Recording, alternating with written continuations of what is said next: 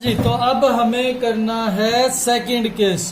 Solubility of a gas in a liquid. Gas solute और liquid solution. Most common example here is cold drink जो आप पीते हैं, या जैसे उसको साइंस की लैंग्वेज में क्या कहते हैं, कॉमन लैंग्वेज में सॉफ्ट ड्रिंक्स जो बोलते हैं, है ना। Coca Cola, Thums Up, Pepsi वगैरह। क्या करते हैं उसमें हम गैस को डिजोल्व करते हैं वाटर में। और जनरली कौन सी गैस डिजोल्व करते हैं? कार्बन डाइऑक्साइड, है ना। That is the most common example of solubility of a gas in a liquid. Now here we study the temperature effect and the pressure effect.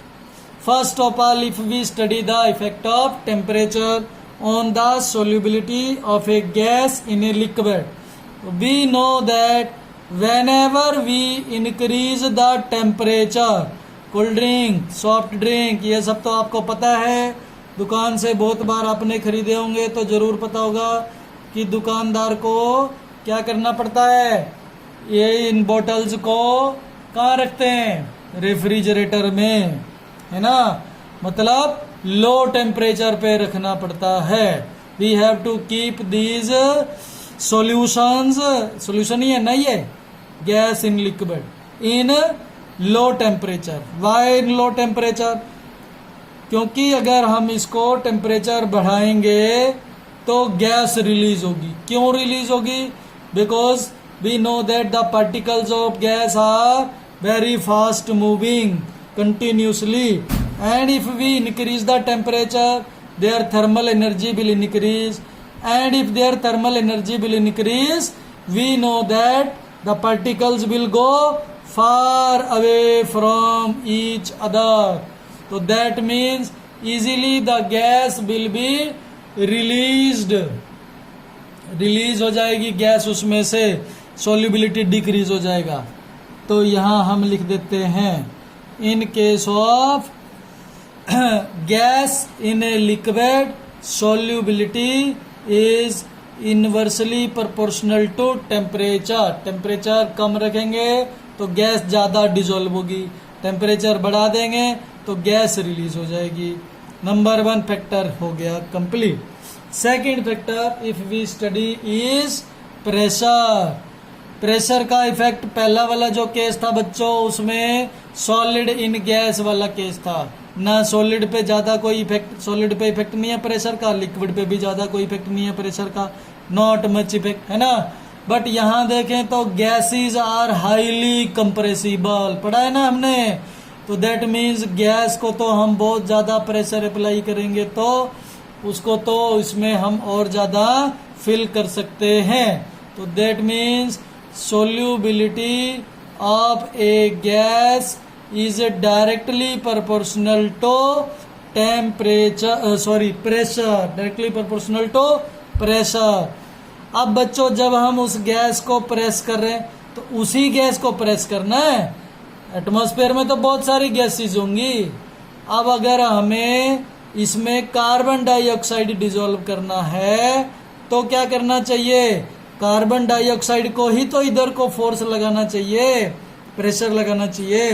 अगर हम इसमें ऑक्सीजन गैस पे pressure लगाएंगे, nitrogen gas पे pressure लगाएंगे तो उससे carbon dioxide थोड़े ना डिसॉल्व हो जाएगी। नाइट्रोजन गैस पे प्रेशर लगाएंगे तो नाइट्रोजन गैस डिसॉल्व होगी। कार्बन डाइऑक्साइड गैस पे प्रेशर लगाएंगे तो कार्बन डाइऑक्साइड गैस डिसॉल्व होगी। बात समझ में आ रही है आपको? इसका मतलब हमें वहां कौन सी गैस पे प्रेशर लगाना है वो प्रेशर देखना है। अगर वहां पे नंबर ऑफ गैसेज हैं, मान लो उसमें हमारे एटमॉस्फेयर में नाइट्रोजन भी है, ऑक्सीजन भी है, कार्बन डाइऑक्साइड भी है, but we want to dissolve only carbon dioxide, तो we should note the pressure of only carbon dioxide. तो जब हमारे पास किसी कंटेनर में एक से ज्यादा गैसेज हैं और उनमें से हम एक ही गैस का प्रेशर की बात करते हैं तो फिर हम उसमें प्रेशर वर्ड यूज नहीं करते। कुछ कुछ याद आ रहा है आपको? 11th क्लास में हमने पढ़ा था, if we have a mixture of 2 और मोर गैसेस, फॉर एग्जाम्पल किसी कंटेनर में गैस ए है, गैस बी है, गैस सी, 3 गैसेस प्रेजेंट है और यहाँ हमने प्रेशर गेज लगाया तो वो तो टोटल प्रेशर नोट करेगा। टोटल प्रेशर का सिंबल लिखते हैं हम कैपिटल P। बट अगर हम इसमें से ओनली ए का प्रेशर की बात करें तो ए का प्रेशर नहीं कहेंगे, क्या कहेंगे? किसी को याद आ रहा है क्या कुछ?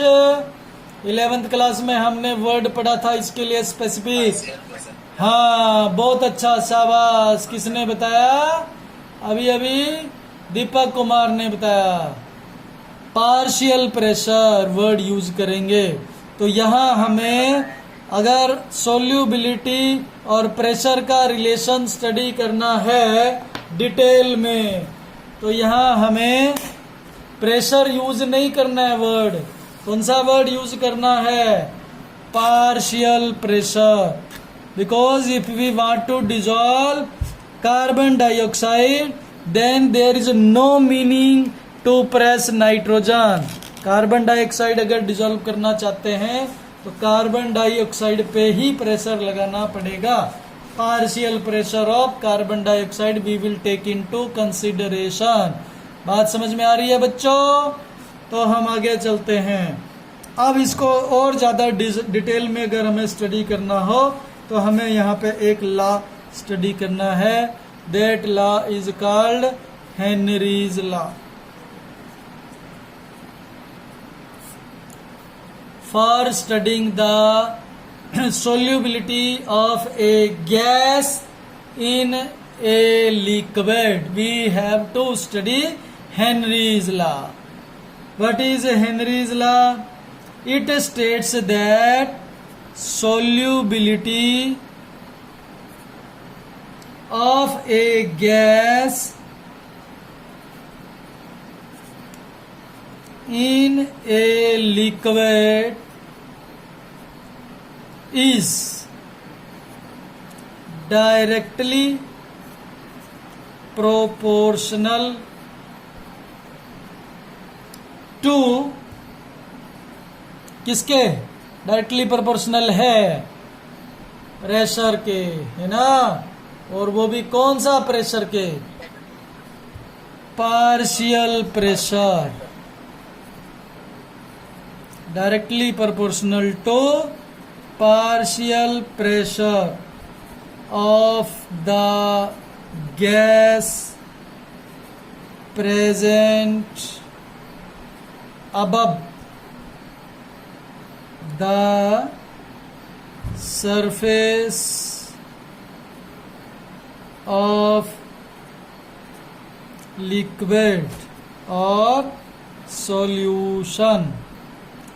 ये कंटेनर हो गया, यहाँ हम लिक्विड रखे हैं सॉल्वेंट और इसमें यहाँ गैस है ऊपर above the surface of liquid. इसमें मान लो नाइट्रोजन गैस भी है, हाइड्रोजन गैस भी है, ऑक्सीजन गैस भी है। अगर हम कार्बन डाइऑक्साइड की सॉल्युबिलिटी फाइंड कर रहे हैं तो वो किस पे डिपेंड करेगी? वो कार्बन डाइऑक्साइड के पार्शियल प्रेशर पे डिपेंड करेगी। ये है हेनरीज लॉ। और मैथमेटिकली अगर हम इसको लिखें, इसकी एक और डेफिनेशन भी है, partial pressure and mole fraction in the solution. Solution के अंदर गैस कितनी ज्यादा डिसॉल्व हुई उसका मोल फ्रैक्शन एक्स। किसको कह रहे हैं हम? X. Mole fraction of gas dissolve, जो डिसॉल्व हो चुकी है उसका मोल फ्रैक्शन। और स्मॉल पी, किसका सिंबल लिख रहे हैं हम? Small P, partial pressure. Small p किसका सिंबल है? Partial pressure of the gas above the surface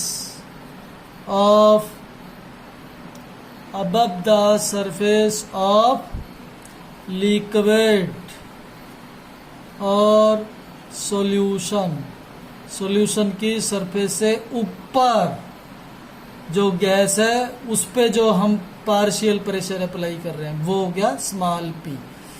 तो मैथमेटिकली हेनरीज लॉ के according small p is directly proportional to x, and if we want to replace the proportionality sign with equal sign, then we have to put a constant, proportionality constant here. Symbol is kh, where what is kh? Where kh is Henry's constant. kh is Henry's constant.